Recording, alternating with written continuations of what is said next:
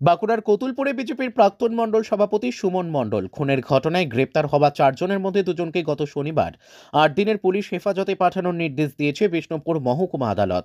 মূল অভিযুক্ত রামপ্রসাদ রায়কে পুলিশ হেফাজতে নিয়ে আজ গুরুত্বপূর্ণ তদন্ত পর্ব সম্পূর্ণ করে।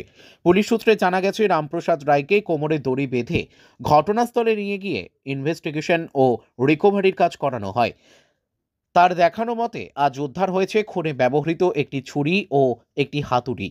এই দুটি অস্ত্র ঘটনাস্থল থেকে প্রায় 28 মিটার দূরে একটি কলা বাগানের নিচে পুঁতে রাখা ছিল বলে দাবি পুলিশের। এছাড়া তদন্তে আরেকটি গুরুত্বপূর্ণ তথ্য উঠে এসেছে। মেইন পিচ রোড থেকে খুনের সঠিক জায়গার দূরত্ব 37 মিটার। পুলিশ জানিয়েছে, খুব শিগগিরই পুরো ঘটনার রিকনস্ট্রাকশন করা হবে। সুমন মণ্ডলকে কিভাবে খুন করা হয়েছিল, কোন সময়, কিভাবে অস্ত্র ব্যবহার করা হয়েছিল, সেসব বিষয় পুনর্গঠন করে জেরা করা হবে মূল অভিযুক্তকে।